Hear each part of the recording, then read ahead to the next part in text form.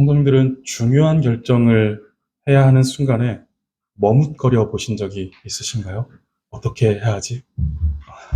하면서 바로 어떤 결정을 하지 못하고 행동하지 못하고 대답을 하지 못한 채로 머뭇거리면서 그 답을 미룬 적이 있으신가요? 다 한 번씩은 이런 경험이 있으실 것 같습니다. 저는 그래 보이죠. 우유부단한 성격입니다. 굉장히 우유부단합니다. 뭔가 이렇게 작은 결정도 잘 못합니다. 제 어렸을 때 기억엔 돈을 뭐 몇백 원 들고 슈퍼에 가서 그 슈퍼에서 뭘 사지 하면서 굉장히 오랜 시간 동안 슈퍼 안에서 머물렀던 적도 있었던 것 같습니다. 머뭇머뭇거리기를 참 잘하는 성격입니다. 이 머뭇거리다라는 의미를 담은 한자가 뭔지 아세요? 라고 제가 원고에 써놨는데 여기 써 있죠. 유예라는 단어입니다. 이 유예가 머뭇거릴 유라고도 하는데 원숭이 유자, 원숭이를 뜻하는 한자기도 하고 또 이 예자는 미리 예자이긴 한데 이게 또 코끼리를 의미하는 코끼리 예자이기도 합니다. 그래서 이제 원숭이와 코끼리가 이제 이 유예라는 단어에 어떤 그 유래 이게 있습니다. 근데 실제로 코끼리와 원숭이를 말하는 것이 아니라 중국 고전의 산해경이라는 책이 있는데 거기에 나오는 상상 속의 동물을 이야기한다고 합니다. 원숭이를 닮은 유라는 동물이 이제 등장하는데 이 유라는 동물은 의심이 많아 작은 소리만 들려도 나무 위로 숨어버린다고 합니다. 그리고 코끼리를 닮은 예라는 동물은 덩치는 크지만 겁이 많아서 시냇물, 졸졸졸 흐르는 그 시냇물을 건너는 것에도 겁이 많아서 이렇게 한참 그 앞에서 망설인다라고 합니다. 그런 이제 특징을 가진 동물들입니다.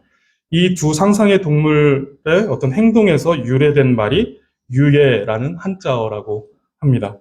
그래서 어떤 결단을 내려야 할 때 머뭇거리는 모양을 가지고 유예다라고 합니다. 우리가 이제 흔하게 사용하는 유예라는 단어는 이제 집행유예라는 표현들을 우리가 자주 쓰는데 유죄로서 이제 형을 내려야 하는데 그 형 집행을 미루는 것을 집행유예다라고 이렇게 말하죠. 우리는 성도로서 순전한 신앙 고백을 하나님께 드려야 합니다. 그런데 그 고백을 하지 못한 채 머뭇거리며 고백을 미루고 있는 상태에 우리는 종종 놓이게 됩니다. 그래서 굳이 제가 이제 껴맞춰 본다라면 집행유예와 맞춰서 본다면 신앙유예, 고백유예, 신앙 고백유예 뭐 이렇게 할 수 있을 것 같습니다.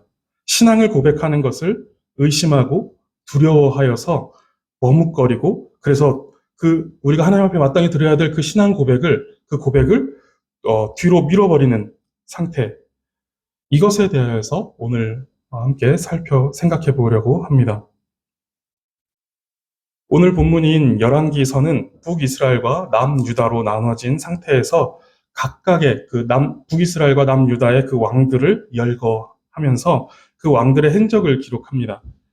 열왕기 기자는 그 왕들이 하나님 앞에서 선을 행하였는지, 그래서 하나님을 잘 따르는 선한 왕이었는지, 아니면 하나님의 뜻을 거스르고 이방신들을 섬기는 악한 왕이었는지를 그 열왕기 기자는 평가하고 있습니다. 이때 북이스라엘의 왕들은 모두 악한 왕으로 평가됩니다. 하나님을 섬기지 않았고 우상을 섬겼으며 하나님의 뜻을 구하지도 않았고 하나님의 뜻을 따르고자 하지도 않았습니다. 북이스라엘만 그랬느냐? 그렇지 않고 남유다도 별반 다르지 않았습니다. 중간중간에 이제 선한 왕들이 와서 종교개혁을 일으키기도 하고 뭐 우상을 때려 부수고 뭐 하는 일들이 있긴 했지만 그래도 그곳에서도 역시 마찬가지로 하나님을 따르지 않고 또 우상을 섬기는 그런 일들이 그 남유다에서도 빈번하게 일어났습니다. 오늘 본문에 등장하는 아합 왕은 북이스라엘의 7번째 왕입니다. 북이스라엘은 모두 다 악한 왕들이 이제 통치를 했는데 그들 중에서도 그 악한 왕들 중에서도 가장 악한 왕으로 손꼽히는 왕이 아합 왕입니다. 16장 3절, 열왕기상 16장 3절을 보시면 오므리의 아들 아합이 그의 이전의 모든 사람보다 여호와 보시기에 악을 더욱 행하였다라고 이렇게 이야기합니다.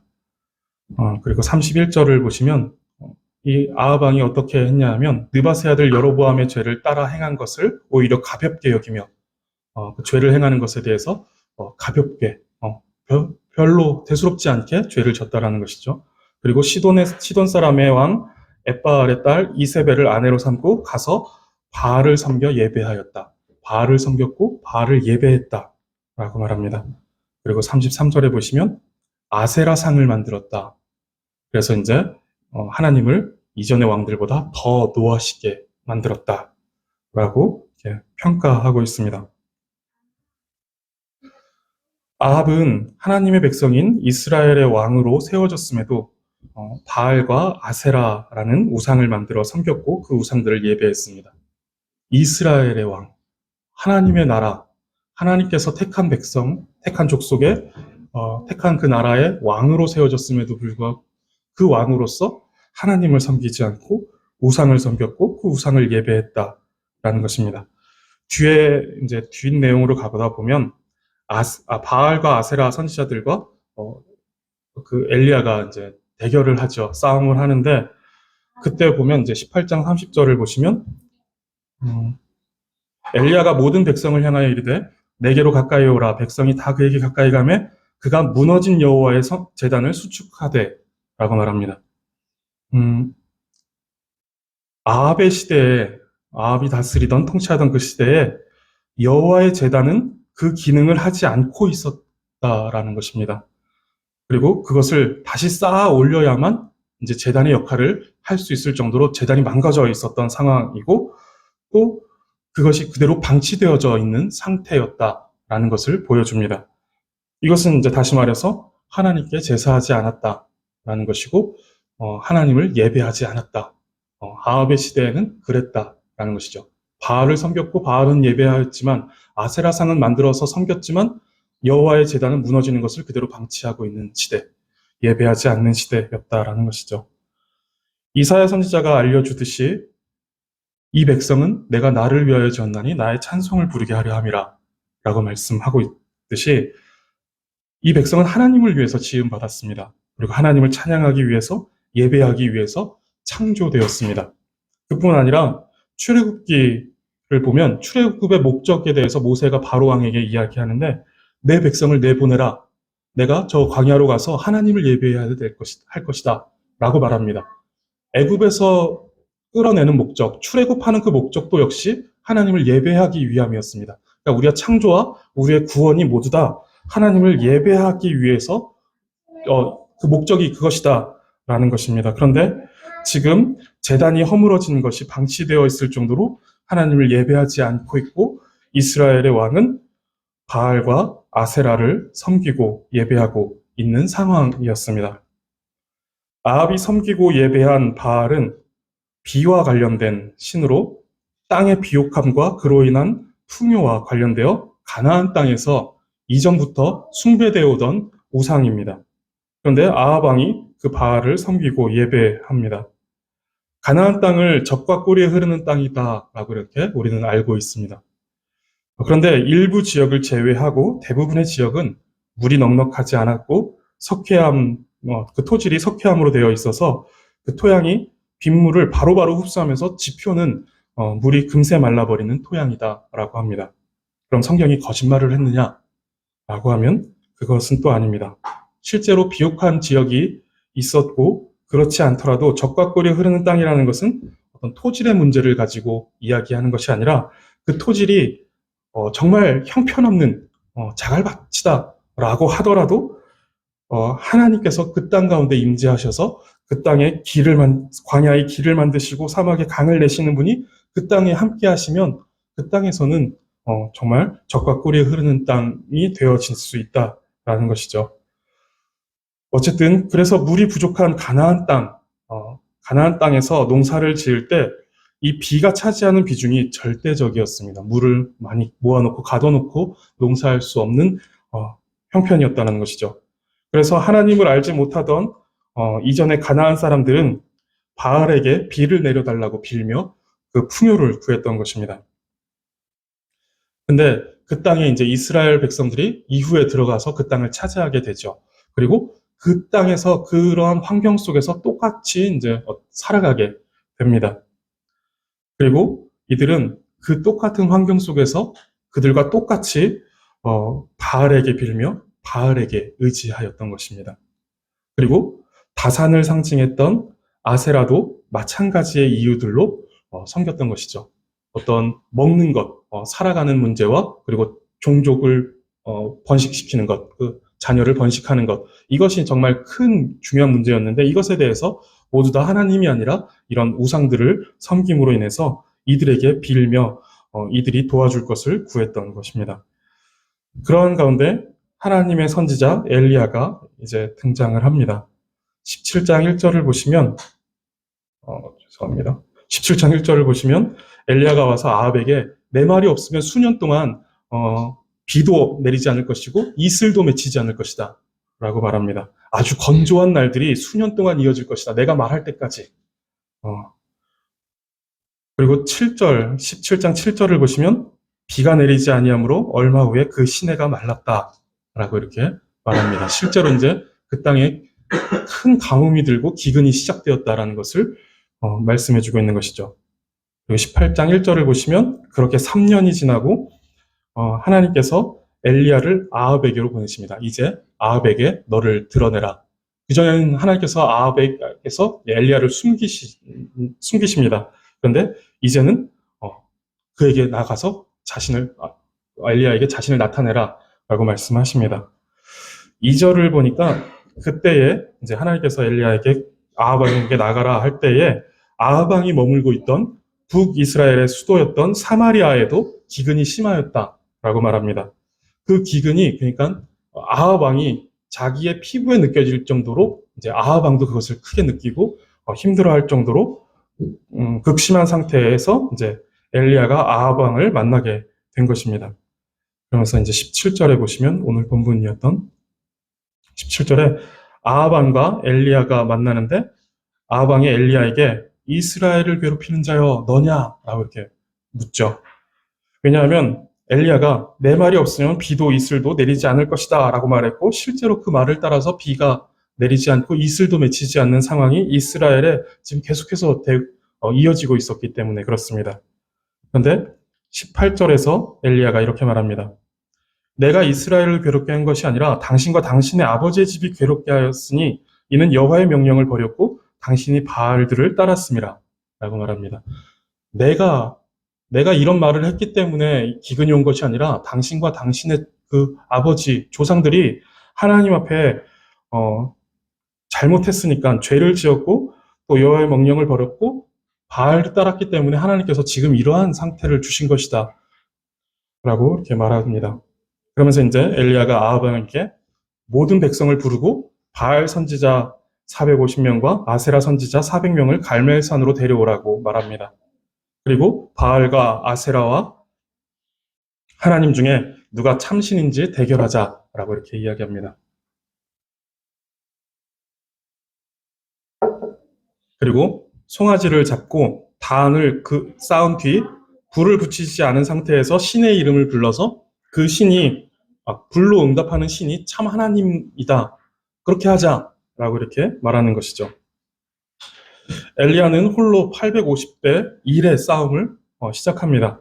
그런데 싸움을 시작하기 전 엘리야가 갈멜산에 그 싸움을 지켜보려고 나온 이스라엘 백성들에게 다가가서 말합니다. 18장 21절인데 글씨가 잘 보이시나요? 성경을 보면서 우리 함께 읽어보겠습니다. 시작. 엘리야가 모든 백성에게 가까이 나아가 이르되 너희가 어느 때까지 둘 사이에서 머뭇머뭇하려느냐? 여호와가 만일 하나님이면 그를 따르고 바알이 만일 하나님이면 그를 따를지니라 하니 백성이 말 한마디도 대답하지 아니하는지라. 참 하나님을 증명하기 위한 싸움이 시작됩니다.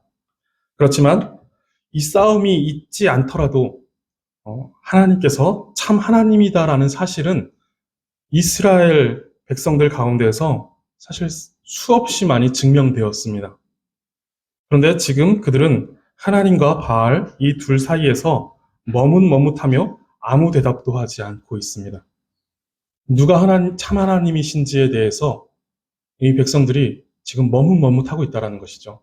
그 이전에 이스라엘의 역사 속에서 하나님이 어떻게 이들의 하나님이 되어주셨는지, 어떻게 이들을 사랑하셨는지 분명하게 보여지고 있는데 이들은 한마디도 대답하지 못하고 있는 것입니다. 이미 이들 가운데 바알을 의지하는 의존도가 상당히 높아졌던 것이죠. 가나안 땅에서 살 때 그들에게 비와 그들의 생존과 풍요를 그들의 비가 그들의 생존과 풍요를 결정지었고, 그때 이미 그 땅에서 비를 구하며 바알을 숭배했던 그 땅의 주민들과 같이 되어버린 것입니다. 비가 너무 중요했는데 그 땅에 들어가 보니까 이 사람들이 바알에게 비를 구하고 있는 것이고, 이들은 또 그 중요한 비를 바알에게 구하게 된 것입니다. 바알이 비를 준다고 믿고 그렇게 생각하며 바알에게 비를 달라고 구하고 있는 것입니다. 바알에게 그들의 생명과 그들의 만족이 달려 있었던 것입니다. 그런 이들에게 지금 엘리야가 도전하고 있는 것이죠. 너희를 창조하시고 너희를 애굽에서 인도하여 낸 여호와 하나님이 참 하나님이면 그를 따르고, 이 땅에 풍요를 가져다 준다는, 비를 내려준다는 이 바알이 하나님이면 그를 따르라. 그리고 머뭇머뭇하지 말아라. 우리가 흔히 이런 질문을 할 때 바로 대답이 나오지 않으면, 바로 대답이 나오지 않고 머뭇거리면 부정의 의미로 이해를 하잖아요. 머뭇거릴 일이 아닌데 머뭇거리기 때문에 그렇습니다. 제가 요즘 우리 시호한테 저도 그렇고 저희 아내도 그렇고 종종 이런 질문을 해요. 시호야, 아빠 잘생겼니? 시호는 저한테는 이렇게 못생겼다고 바로 대답을 하긴 해요. 근데 이제 어쨌든 여기서 이제 바로 대답이 나오지 않고 머뭇거린다 라면 이 녀석은 나를 못생겼다고 생각하는구나 라고 이제 저는 생각하게 되는 것이죠. 이렇게 이제 머뭇거릴 일이 아닌데 머뭇거린다 라면 이제 부정의 의미로 우리는 보통 해석합니다. 지금 이스라엘 백성들이 딱 그런 모습을 하고 있습니다. 하나님을 따를 것이냐, 바알을 따를 것이냐 라고 이렇게 묻고 있는데 이들이 지금 머뭇거리고 있는 것이죠. 대답을 하지 못하고 있는 것입니다. 부정의 의미가 그들 속에 있는 것이죠. 당연히 여호와 하나님을 따르겠다라고 대답할 것이다 라고 생각을 하는데 이들은 지금 머뭇거리며 바알과 하나님 사이에서 그들의 마땅히 고백해야 될 신앙 고백을 유예시키고 있는 것입니다. 우리는 어떻습니까? 마땅히 드려야 할 신앙 고백을 유예시키고 있지는 않습니까? 우리가 살아가면서 선택해야 하는 순간이 자주 있을 것입니다. 그 믿음을 선택해야 되는. 여호와가 하나님이면 믿음을 따라 행하고 세상이 하나님이면 세상을 따라 행하라 라는 이런 질문을 우리가 삶의 순간순간에서 자주 접하게 된다는 것입니다. 모든 순간에 머뭇거림 없이 바로 답할 수 있으시겠습니까? 이스라엘 백성들은 바알이 당장 이 땅에서 자신들에게 필요한 비를 내려주고 자신들의 먹을 것과 풍요를 가져다 준다고 믿었습니다. 그리고 또 한편으로는 조상의 신이었던 여호와 하나님도 이들은 섬겨야지 그래도 우리는 여호와 하나님을 믿는 민족인데 섬겨봐야지 라는 이런 마음도 한편에 있었던 것입니다. 그렇게 그들은 그 둘 사이에서 머뭇머뭇하였습니다. 우리도 의심과 두려움을 잔뜩 껴안고 이 땅에서의 삶이 전부라면 이라는 생각에 잠겨 세상과 하나님 사이에서 확신 있게 믿음의 자리로 나오지 못하고 머뭇거립니다. 이 땅에서의 삶이 전부라면 바알을 붙잡아도 되겠죠. 이 땅에서 삶이 전부라면 하나님을 믿는다라는 것은 뜬구름을 잡는 것입니다. 우리가 이 땅에서 살아갈 때 하나님을 믿는다라는 것은 핍박을 받겠다라는 내용이 포함되죠. 내가 더 나은 삶을 포기하겠다라는 내용도 포함이 됩니다. 그런데 지금 이 땅이 전부인데 하나님을 따르겠다라고 하는 것은 이거는 굉장히 무모한 선택이고 뜬구름을 잡는 것입니다. 그리고 하나님이 전부라면 세상을 추구하는 것은 헛된 것입니다. 그런데 이 땅의 문제는 눈에 보이는 현실처럼 이 땅의 문제는 이제 뚜렷하게 보이고 하나님은 눈에 보이지 않아 이것이 현실처럼 느껴지지 않습니다. 이것은 비현실적인 문제인 것 같아 보입니다. 이러한 문제에 대해서 바울이 고린도전서 15장 19절에서 이렇게 말합니다. 만일 그리스도 안에서 우리가 바라는 것이 다만 이 세상의 삶뿐이면 모든 사람 가운데 우리가 더욱 불쌍한 자이리라. 바울이 말씀하고 있는 것처럼 우리가 바라는 것이 이 세상의 삶뿐이면 이 땅에서의 삶이 전부라면 모든 사람 가운데 우리가 더욱 불쌍한 사람일 것입니다. 그런데 이러한 가정, 이 땅이 전부라면, 이 세상이 전부라면 이라는 이 가정이 때때로 우리 속에서 작용하여서 우리를 머뭇거리게 만듭니다. 이 땅에서의 삶이 전부가 아닐까. 그런데 바울은 너무 분명하게 그러한 가정이 틀렸다라고 이야기합니다. 고린도전서 15장 51절과 52절인데 한번 같이 읽어보겠습니다. 시작. 보라, 내가 너희에게 비밀을 말하노니 우리가 다 잠잘 것이 아니요 마지막 나팔에 순식간에 후련히 다 변화되리니 나팔 소리가 나매 죽은 자들이 썩지 아니할 것으로 다시 살아나고 우리도 변화되리라. 바울이 지금 한 비밀을 말하겠다. 여기서 말하는 비밀은 이제 미스테리라고 이제 얼마 전에 제가 언제 설명을 드렸었죠. 시크릿이 아니라 꽁꽁 감춰놓고 이렇게 숨겨놓고 아무도 못 찾아라고 하는 것이 아니라 미스테리한 것입니다. 모두에게 다 보여져 있어요. 이집트의 피라미드와 같이 모두에게 드러나 있는데 이걸 도대체 어떻게 만들었을까를 모르는 것이죠. 너무 신비하여서 그것을 모르는 것입니다. 영어 성경에도 실제로 미스테리라고 써 있습니다. 이 미스테리한 것을, 이 신비한 비밀을 너희에게 내가 이제 알려주겠다라고 하는 것입니다. 마지막 나팔이 불 것이다. 즉 예수 그리스도께서 나팔 불며 구름 타시고 다시 이 땅에 내려오실 것이다 라는 것인데 그때 우리는 다 변화될 것이다 라는 것입니다. 우리의 삶은 분명히 이 땅에서의 삶으로 끝나지 않습니다. 예수님께서 다시 오시는 날 우리는 변화된 몸을 입고 새하늘과 새 땅을 거닐 것입니다. 그리고 그렇게 영원히 살아갈 것입니다. 우리는 이것을 믿고 이것을 바라는 사람들입니다. 우리는 이것을 믿고 바람으로 이 땅에서의 핍박도 견디고 70번씩 7번이라도 용서해야 되는, 끝까지 용서하는, 그래서 원수를 사랑하기까지 하는 모습을 취하는 그런 삶을 선택합니다.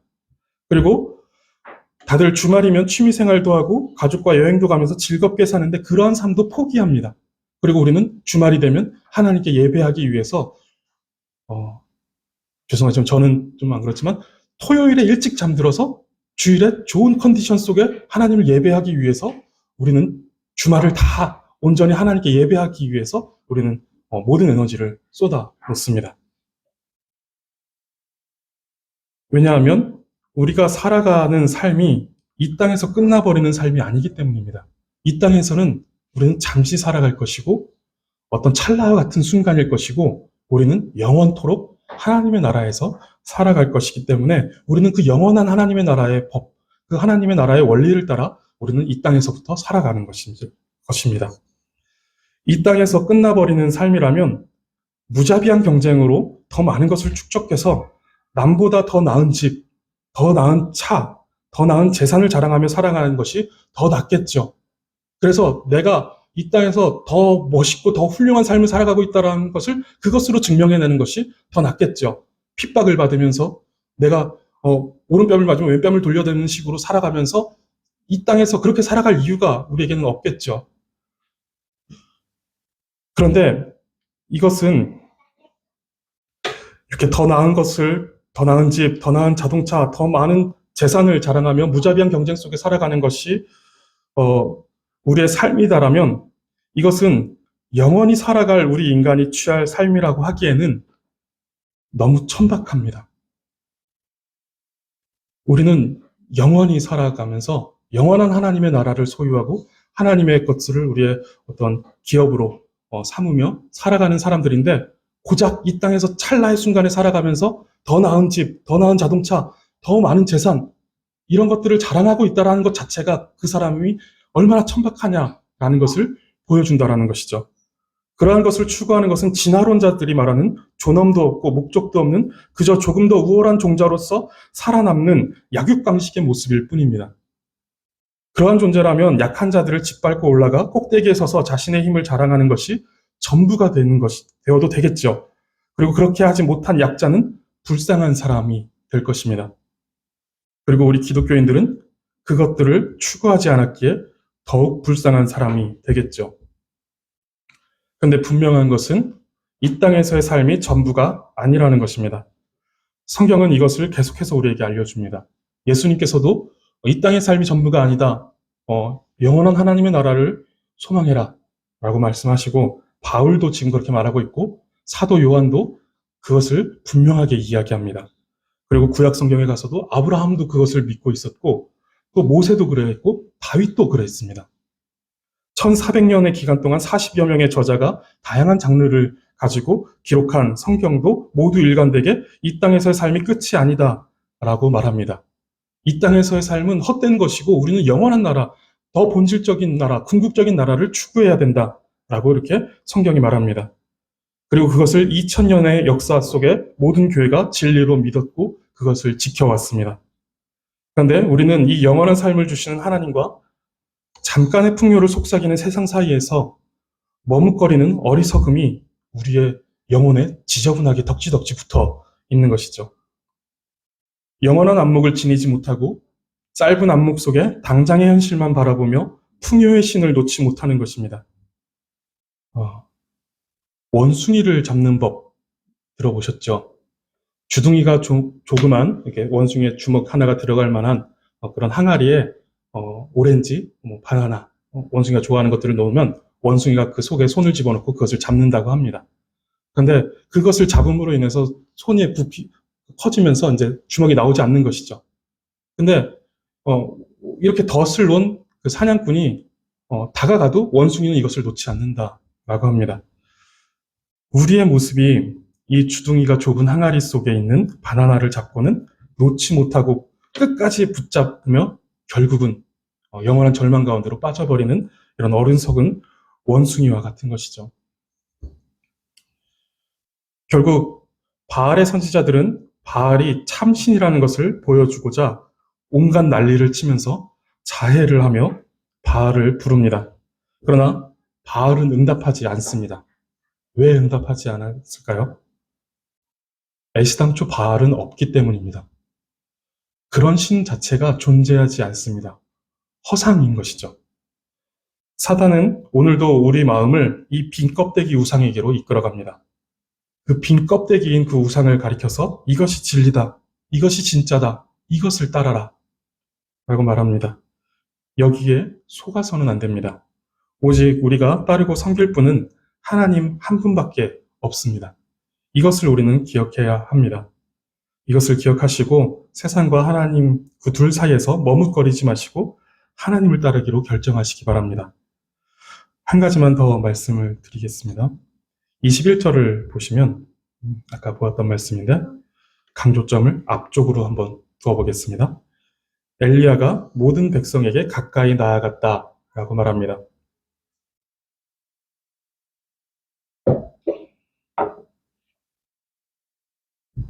엘리야가 하나님 모든 백성에게 가까이 나아갔다라는 것은 엘리야가 누구냐라는 것을 우리가 살펴볼 필요가 있습니다. 엘리야는 선지자이죠. 그리고 하나님의 대리자입니다. 하나님의 말씀을 맡아서 하나님의 말씀을 들고 백성들에게 전하는 자, 하나님의 대리자입니다. 그래서 지금 여기서 엘리야가 백성에게 가까이 나아간 것은 하나님께서 백성에게 가까이 나아가셨다라고 해도 무방한 그런 일입니다. 엘리야는 선지자로서 자신의 말이 아니라 하나님의 말씀을 받아서 대언하였던 사람입니다. 하나님의 대리자였던 것이죠. 지금 그 하나님의 대리자가 백성들에게 가까이 나아가고 있는 것입니다. 하나님께서 나아가고 계신 것과 마찬가지인 것입니다. 나아가서 말하는 것이 언제까지 바알과 하나님 사이에서 머뭇머뭇하려느냐? 하나님께로 나아오라 라고 지금 말하고 있는 것이죠. 이 말씀을 하고자 하나님께서 백성들에게 가까이 나아오신 것입니다. 모든 인류의 역사는 반복되는 인간의 어리석음을 알려줍니다. 그런 인간들을 위해 하나님께서 사람이 되셨고 또 우리 바로 옆에 우리와 함께 하는 그 자리까지 다가오셨습니다. 그리고 온 몸으로 말씀하셨고 또 죽음으로 말씀하셨습니다. 머뭇머뭇하지 말고 나에게로 나아오라 라고 말씀하십니다. 30절을 또 보시면 이번에는 엘리야가 백성들에게 내게로 가까이 오라 라고 말합니다. 우리에게 가까이 오신 것뿐만 아니라 우리가 하나님께 가까이 다가갈 것을, 나아올 것을 요구하셨다라는 것을 우리가 생각해야 합니다. 그리고 백성이 가까이 나오자 하나님의 대리자인 엘리야는 백성들 앞에서 친히 그 무너진 제단을 수축합니다. 보면 백성과 함께 무너진 여호와의 제단을 수축한 것이 아니라 지금 엘리야가 혼자서 나아오라, 가까이 와라 하고 지금 그가 무너진 여호와의 제단을 수축하고 있습니다. 하나님은 그 제단 위에 그 제단을 친히 재정비하셔서 세우시고 또 그 제단 위에 불을 내리셨고 그 제단을 태우시면서 여호와께서 참 하나님이심을 보여주십니다. 머뭇거리는 백성에게 하나님께서 가까이 찾아오셨습니다. 그리고 하나님께서 그들을 부르셨고 하나님께서 그들의 무너진 제단을 수축하셨으며 하나님께서 불을 내려 그 제단을 태우셨습니다. 하나님께서 친히 모든 일을 행하셨습니다. 우리는 이 말씀을 보면서 하나님이 다 하시니까 그럼 우리는 가만히 있으면 되겠네 라고 생각해서는 안 됩니다.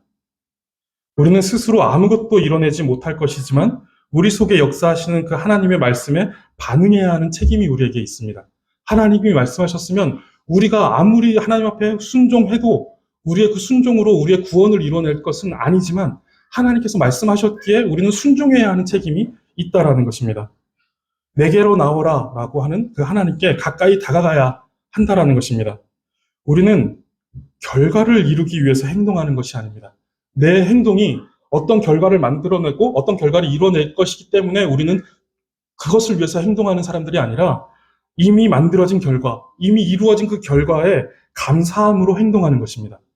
구원을 이루기 위해서 우리가 수고하고 열심을 내는 것이 아니라 이미 이루신 그 하나님의 구원에 감사하여서 우리는 일한다라는 것이죠. 순종한다라는 것입니다. 그래서 우리는 어쩌면 더 강력한 동기를 가지고 행동하는 사람들입니다.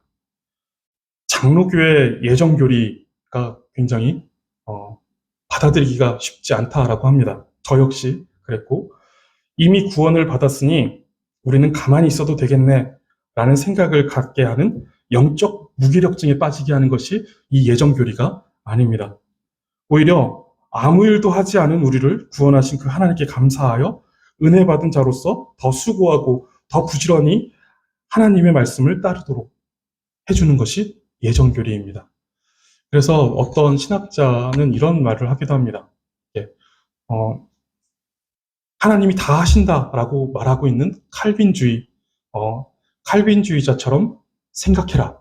그런데 우리의 수고가 어느 정도 그 영향을 끼칠 것이다라고 말하는 알미니안주의자들처럼 행동해라.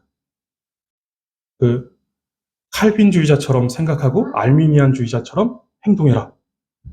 사실은 칼빈주의 신학도 우리의 어떤 행동과 수고와 순종을 충분하게 담아내고 있는데 그것에 대한 오해가 있기 때문에 이런 말이 만들어지는 건데 그렇게 우리는 하나님께서 하시지만 하나님께서 우리의 행동이 마치 거기에 이렇게 어떤 힘을 더하는 것처럼 행동하라는 것이죠. 우리는 그처럼 우리의 하나님의 말씀에 우리의 수고, 우리의 행동, 우리의 열심, 우리의 수고가 반영되어지는 것처럼 행동하라는 것입니다. 하나님께서 헤아릴 수 없는 거리를 다가오셨습니다. 전능하시고 거룩하신 만물의 창조주 하나님께서 헤아릴 수 없는 거리를 사람이 되셔서 다가오신 것이죠. 그리고 우리에게 한 걸음 다가와라. 너희도 내게 한 걸음 다가와라. 라고 말합니다. 한 걸음 안 가도 하나님은 이미 충분히 우리에게 가까이 오셨습니다. 우리의 한 걸음이 전혀 어떤 거기에 효력을 발휘할 수 없는 그런 걸음입니다. 그런데 하나님은 우리의 진심이 담긴 그 한 걸음을 통해 찬양을 받고 싶으신 것입니다. 영광을 받고 싶으신 것입니다. 내가 너희에게 모든 것들을 다 행할 것인데 너는 한 걸음 나에게 가까이 와라. 그것으로 영광을 받으시겠다라는 것이죠. 그럼 그 헤아릴 수 없는 거리를 다가오신 하나님의 은혜에 감사하여 머뭇거리지 말고 더 적극적으로 하나님을 선택하고 더 힘써 하나님을 향한 한 걸음을 내딛어야 하지 않겠습니까? 우리에게 가까이 찾아오신 하나님을 외면한 채 잠깐의 풍요에 빠져 머뭇거리는 우리가 되지 않도록 믿음을 구하시기 바랍니다. 하나님의 은혜에 가까이 다가가 자신을 그 은혜에 노출시키시기 바랍니다. 그 은혜에 노출시키는 가장 첫 걸음이 예배일 것입니다. 무너진 제단을 수축하고 그 제단을 불태우시는 하나님의 역사의 현장인 이 예배를 회복하는 것입니다. 말씀과 기도와 세례와 성찬이 베풀어지는 이 예배 가운데 은혜를 경험하게 되시기를 바랍니다. 그렇게 그 예배를 통하여서 말씀과 기도와 세례와 성찬을 통해 하나님의 그 풍성한 은혜가 부어지는 이 예배 속에서 우리의 믿음이 자라나게 되고 믿음이 강화되어집니다. 그렇게 믿음이 강화되어 세상 어떤 유혹에도 머뭇거림 없이 하나님께 나아가고 하나님만 따르는 주의 백성들이 다 되시기를 바라겠습니다. 기도하겠습니다. 하나님, 오늘도 100% 하나님만 섬기지 못하고 연약함에 머뭇거리는 우리의 믿음 없음을 불쌍히 여겨 주시옵소서. 우리의 믿음을 강화시켜 주시고 우리의 예배를 회복시키사 소멸하는 불로 우리의 어리석음과 죄악을 불태워 주시옵소서. 또한 이런 우리를 위해 헤아릴 수 없는 거리를 다가오시어 우리와 함께하여 주시니 감사합니다. 우리에게 다가오신 주님께 머뭇거리지 말고 힘차게 나아가는 우리가 되게 하여 주시옵소서. 감사드리며 예수 그리스도의 이름으로 기도드립니다. 아멘.